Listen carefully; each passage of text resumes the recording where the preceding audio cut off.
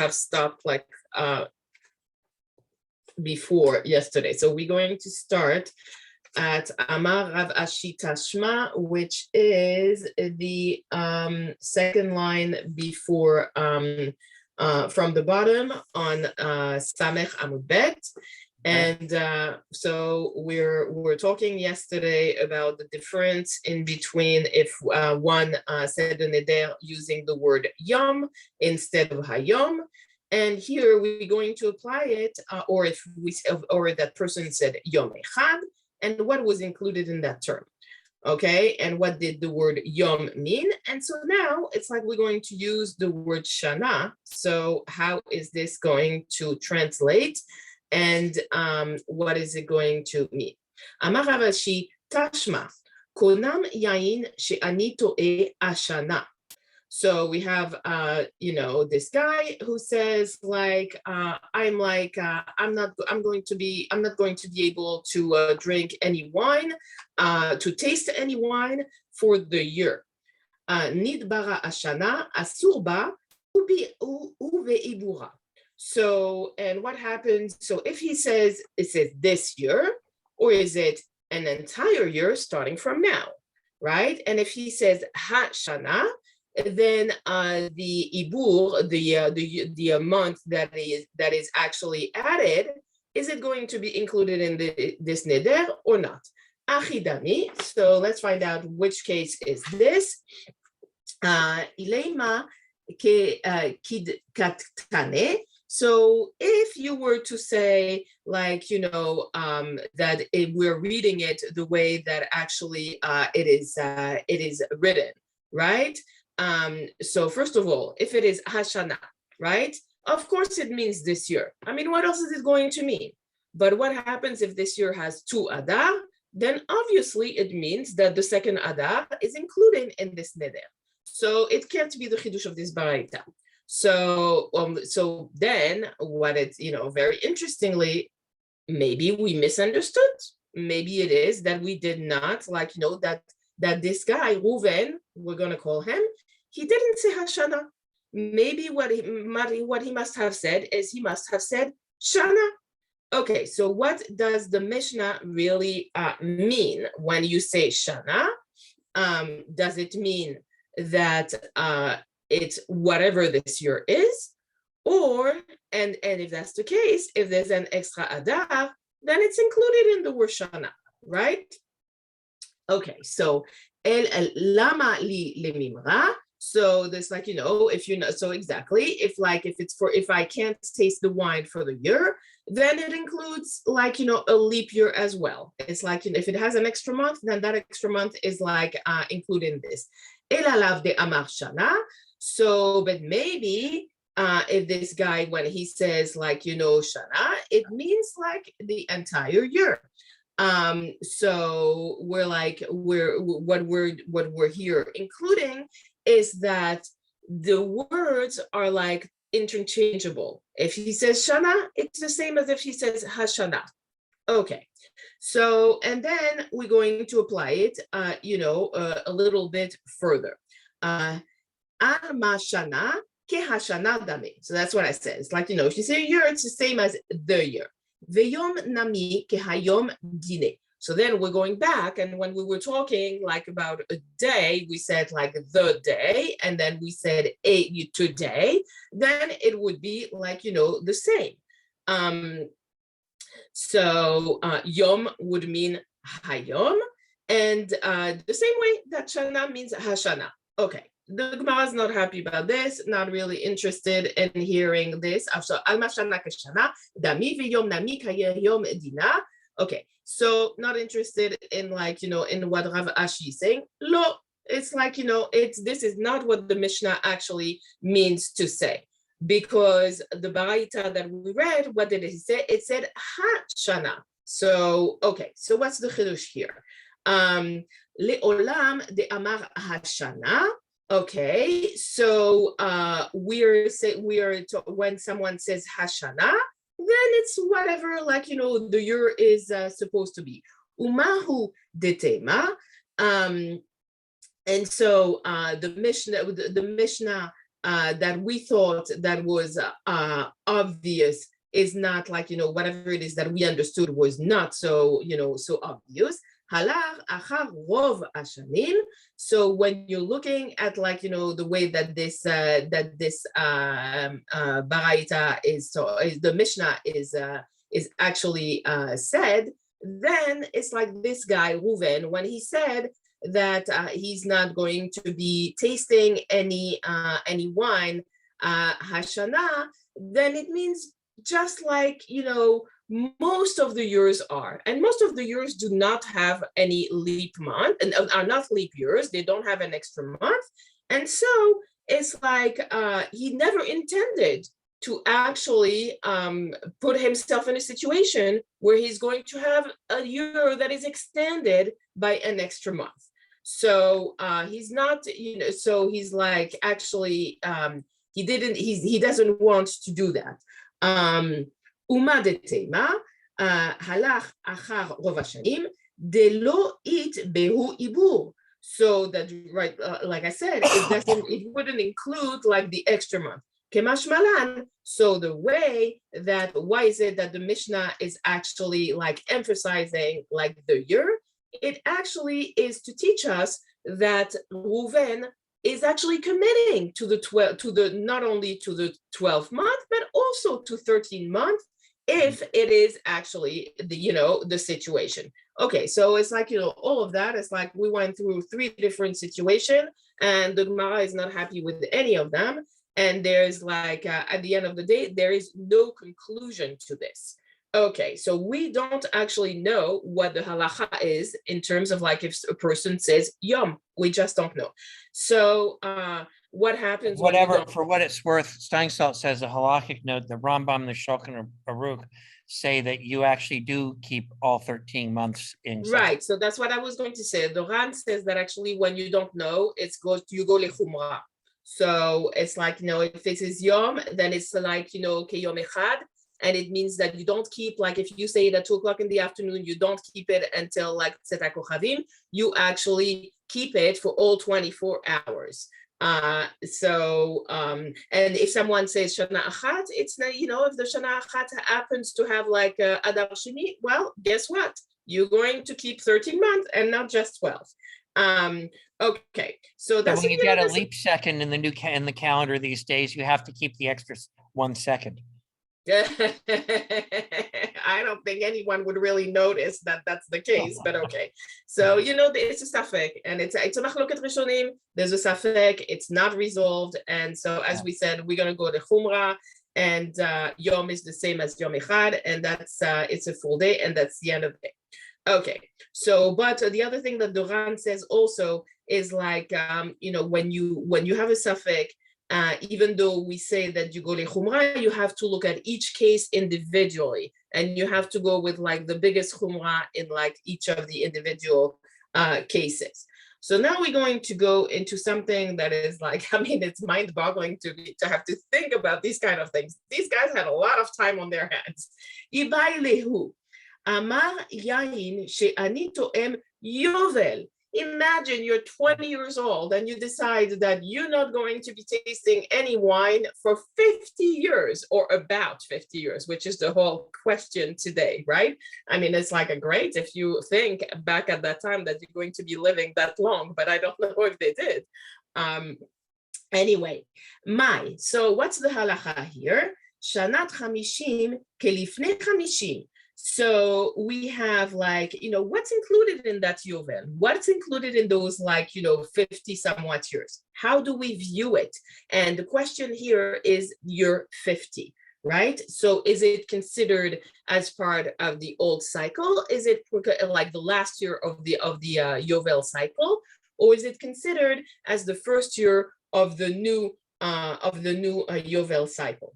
Okay, so and so here it's actually machloket rabbanim about how it is that they're counting like the years, both in terms of shmitot and yovelot. Okay, o kil achar chamishim, so c'est shanat chamishim kelifnei chamishim, o kelachar chamishim. So the last cycle, the new cycle. Let's find out. Tashma. So we have a baraita, Detanya, Pilugata de Rabbi Yehuda v'Rabanan. So there's like a machloket in between Rabbi Yehuda and the Rabbanan. Ukedashtem et shanat hamishim shana. So you have pasuk, and that pasuk says that you will be you will sanctify the 50th year. It shall be a yovel for you. And what it means is shanat hamishim ata moneh. So you have to count those 50, the yovel year is supposed to be the 50th year. Ve'i ata moneh shanat hamishim ve'achat. And you should not be counting 50 years and then you make the 51st year the yovel year, right?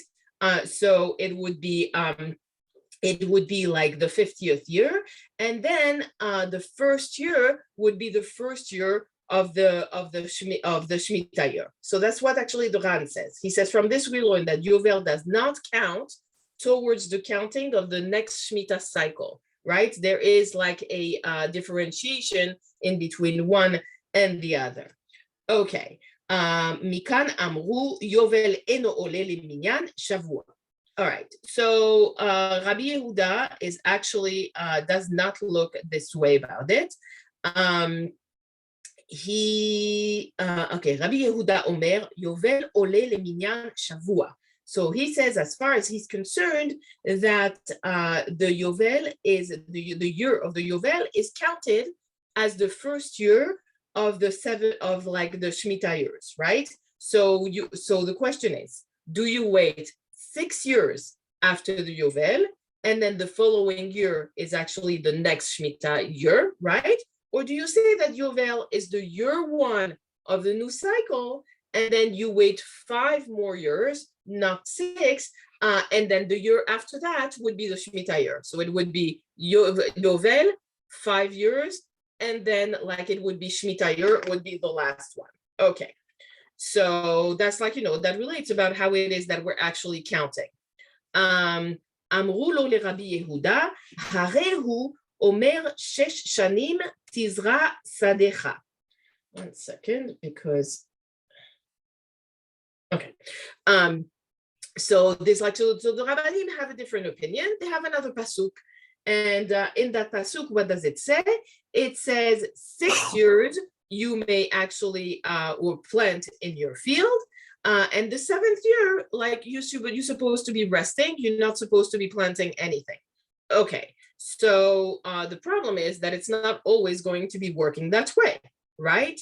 Ve'en kan ela chamesh. So here you have like the first Shemitah cycle would be like year 1, and it would be the year after the Yovel, and then you would only have 5 years that are left. Okay, so if Yovel is like so if you work on your field for 6 years, then the 7th year is going to be Shemitah. But if Yovel is counting as year 1 of the next Shemitah cycle, then it's not always going to work out that way. You're going to have 6 years to plant because you have the Shemitah year.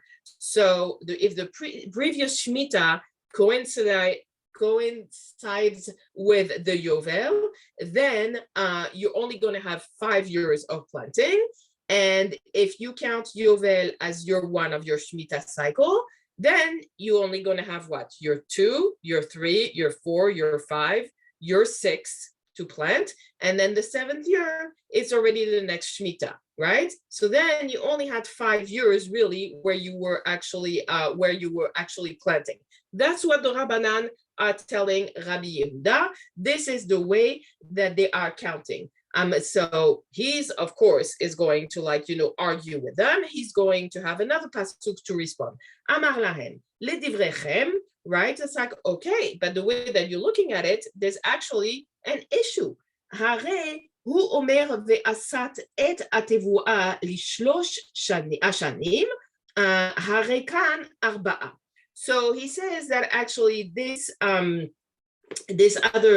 pasuk says that the 6th year is going to overproduce a crop, and it's going to be sufficient to actually last for 3 years. So if actually in the 6th year there's like enough, you can actually gather enough produce for your 6, 7, and 8, then what does it mean? It means that also in the 7th year, you can't plant anything because it's the Shemitah year, right? So you're like, there's nothing happening. And the 8th year, there's absolutely nothing that is going to come out because you didn't plant in your number 7.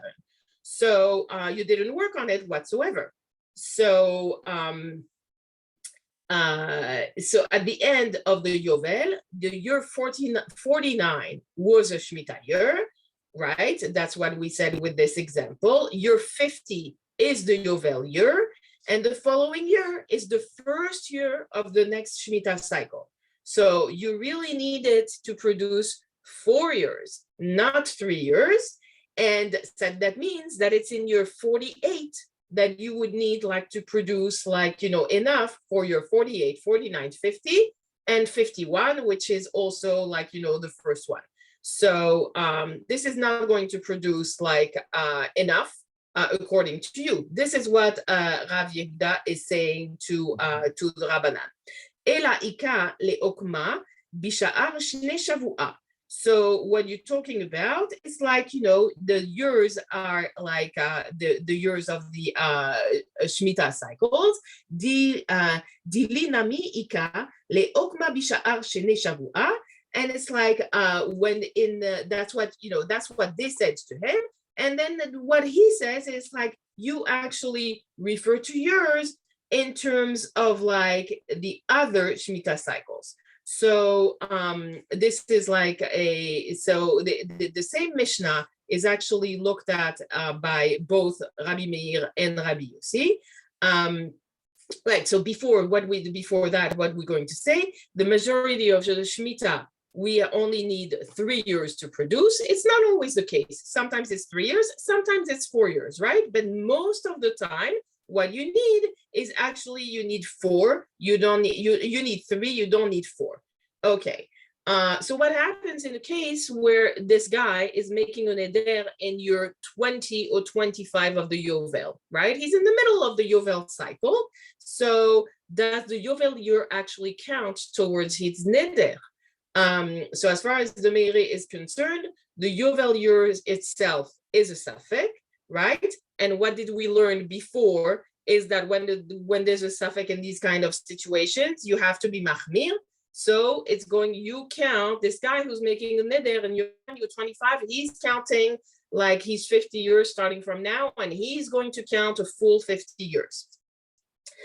Okay, the Rambam says, just I think that you mentioned that, year 49 is Shemitah, year 50 is Yovel, and year 51 is the first year of the next Shemitah year. And so he paskins the Rabbanan. There's a whole thing about how, each one actually looks at it and how it gets reversed and, all of that. So I'm not getting into it, it's too long. Okay, so Rabbi Meir and Rabbi Yossi. Ada Pesach Asur, so that was the part of the Mishnah that talked about until Pesach. This Reuven says now that he's not going to be tasting any kind of wine up until Pesach. So up until, and so this is actually a machloket tanaim, right? Rabbi Meir, what did he say? He said that when you say ad lifnei haPesach, it means that he's asur until Pesach, and Rabbi Yossi until Pesach begins, and Rabbi Yossi says that it's up until the end of Pesach. Okay, le memar de Rabbi Meir savar. So what does it mean? Lo me'ayle inim inish nafshe. So if a person does not use someone who doesn't use the proper wording, and this is I think that this is one of the things that's the most prominent in Nedarim is he's going to put himself in a situation lisfeka. Okay, he's going to put himself in a situation of safek, right? And that's something that you don't really want to do. As far as Rabbi Meir is saying, you really do not want to be in a situation of safek. Why? Because if you are, then it means that you're going to have to not taste the wine during Pesach as well. So, but what he says is that it's actually up until Pesach begins. Okay, Rabbi Yossi savar me'ayil inish nafshe lesfeka. And when Rabbi Yossi says some of the time, not all of the time, when people are actually, it happens that someone expresses himself in a way that he's going to put himself like in a situation of safek, ve'irmini. So he says that as far as he's going to use like another, so he wants like, he would say that that person would have to wait until the end of Pesach. So actually they're mentioning that there's a stira that comes from another Mishnah. It's a Mishnah from Kiddushin. It's interesting because we just did Kiddushin and I didn't remember this case at all. So mi sheyesh lo shte kitei banot mishte nashim. So you have this guy, let's call him Reuven again, and he's married to two different wives, right? Leah and Rivka and Leah. Okay, and each of the wives gave him two sets of daughters. Okay, banot mishte nashim ve'amar kedashti et biti agdola. And so he is very excited. It's like, all of his daughters are eligible to get married, but he comes home and he says that he betrothed his oldest daughter. So now he has two sets of daughters, each from like two different wives, right? So it's the eldest of whom? We don't know. I mean, the way that he's actually talking, how do we know who he's referring to? He arranged this marriage like for one of them, and he refers to her as the oldest one. So when you ask him which one, he doesn't remember. He said the oldest one. Okay, Hagdola. So the Amar Kidashti et Biti Agdola, the Eni Yodea im Gdola sheba Gdolot.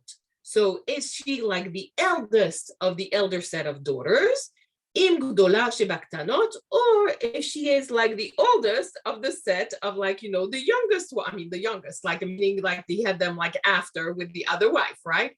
The Im Ktana sheba Gdolot, if she's actually the youngest of the elder daughters, but she's actually older than the youngest, shehi gdola min hagdola sheba ktanot, or she's older than the eldest of the younger, right? Kulan asurot. At this point of time, then none of them can get married because there's a safek as to which one is betrothed. Then each of them can actually be considered ish et ish. Chutz min haktana sheba ktanot, except for the youngest of the youngest. She's the only one who's in the clear. The other three, guess what? They need Gittin now if they want to get married, because he has no clue who it is that he actually betrothed. So he had a little bit too much of his lechaim. So this is Divrei Rabbi Meir. This is how Rabbi Meir is like looking at it. Let's see how Rabbi Yossi is looking at it. Rabbi Yossi Omer, Kulan mutarot. As far as he's concerned, every single one of them is actually allowed to get married, chutz min hagdola sheba gdolot, except for the oldest of the older set. Okay, because why is that? He's like the father, when he said the oldest one, he had to mean the oldest of the of all of them. And so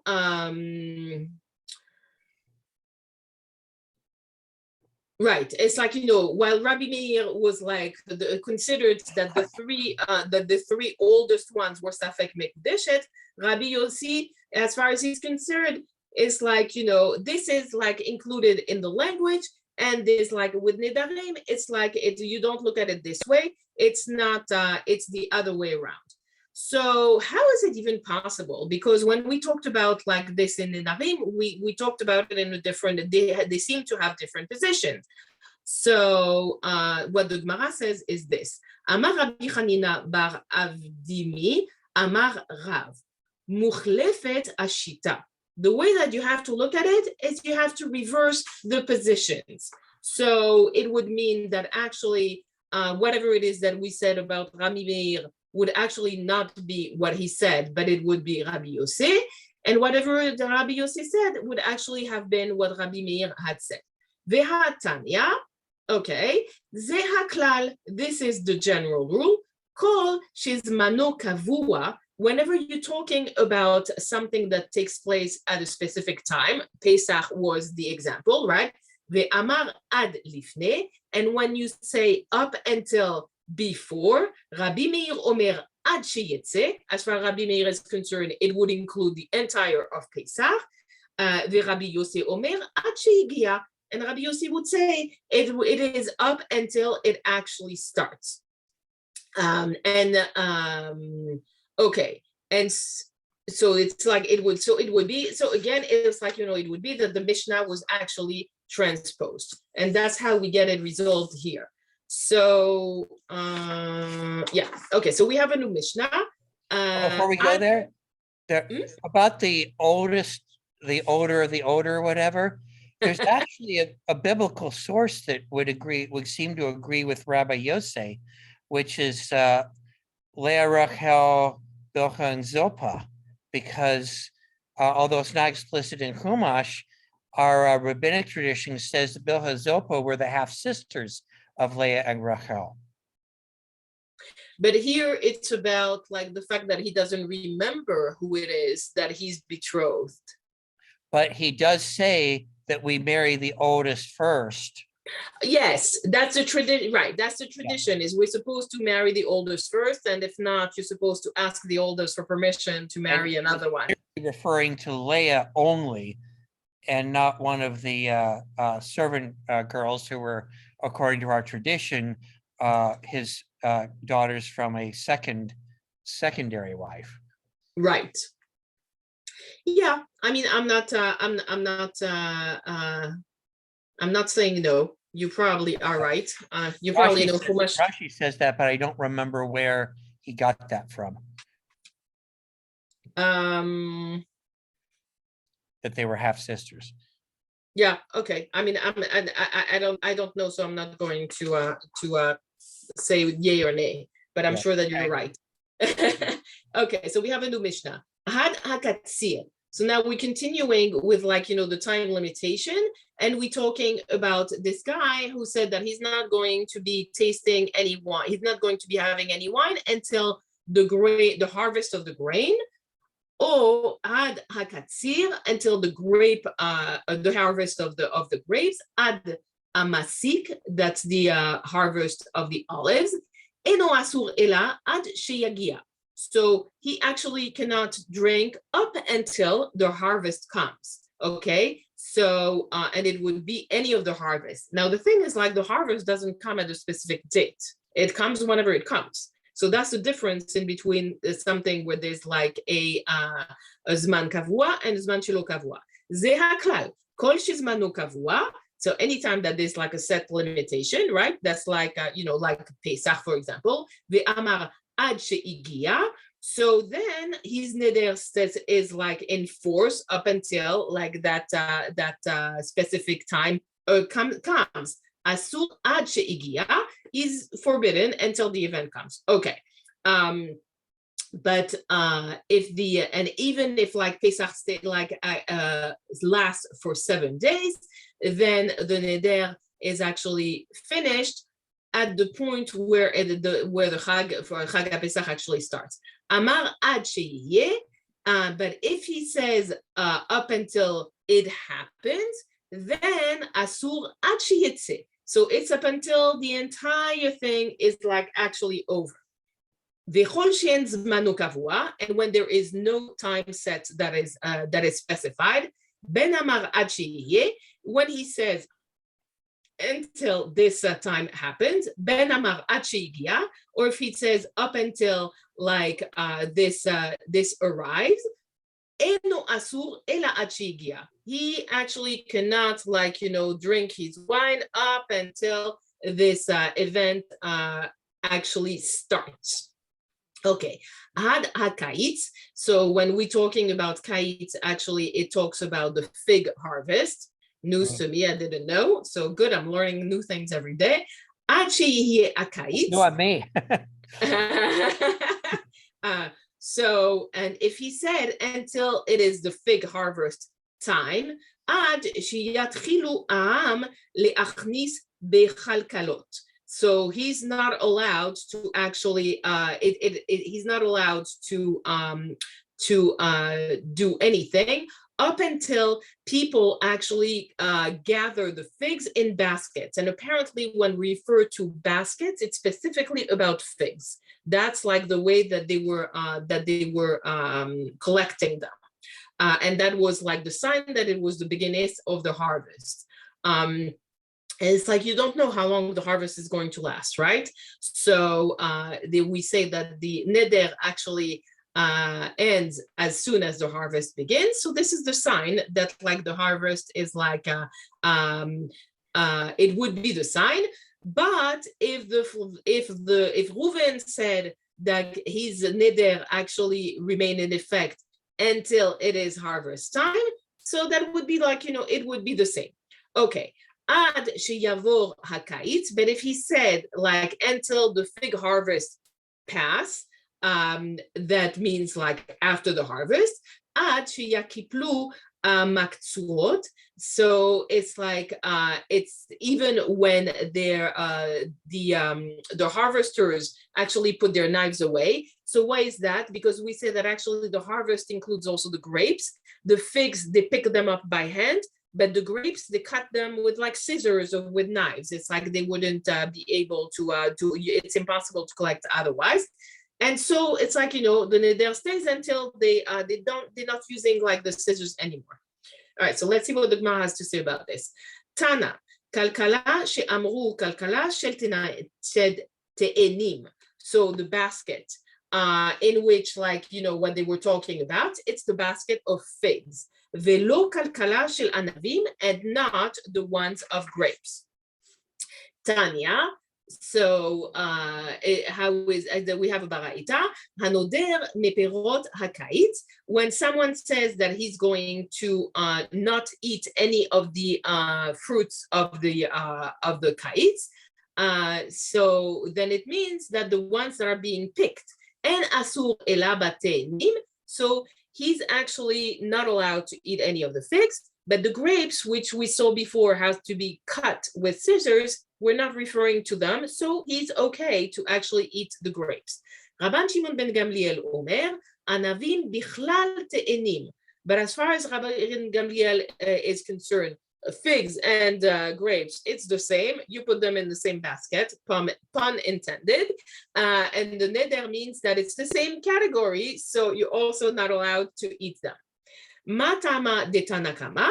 So why is it that the Tanakama actually decides that he's going to that figs only are not included in the neder? Kesavar te'enim miketzatzan bida. So because the figs are picked by hand, anavim lo miketzatzan bida, and the grapes are not picked by hand. They actually are because they're like in clusters, you have to use like a knife or scissors or whatever. I don't know if they had scissors back then to pick them. And so they're not included in in the kites. Rabban Shimon ben Gamliel savar, anavim nami ki radadan miktsatsa bida. So the grapes are actually and are going to end up being dry. The stems of the grapes are going to dry out, and so it's going to be easy at that point of time to pick them. You're not going to need the knives, or you're not going to need scissors or whatever it is. So this is the reason why, as far as is concerned, the grapes are also included in the neder. And this is it for today. Yasher Koach. Thank you. Thank you for getting up early for this. Yeah, well, I'm a night owl and I prefer not to, but Torah study takes priority, and I'm trying to get to live Daf Yomis because I think I learn better when I have a live share. Thank you. Have a great trip. Thank you so much. So I have no idea who's teaching tomorrow. I'm going to put it in, to put in the group where we ended today. But typically when it's a holiday, Ellie is the one who teaches. And he's So I don't know if like Rabbi Schwartz or Dov have thought about that. okay. Okay, so just putting it out there for you. Okay. All right. All Be the well. best. Safe travels. Thanks. Bye. When will you be back? I intend to fly back on the 8th. Okay. So All the best. okay, thanks. Bye. Bye.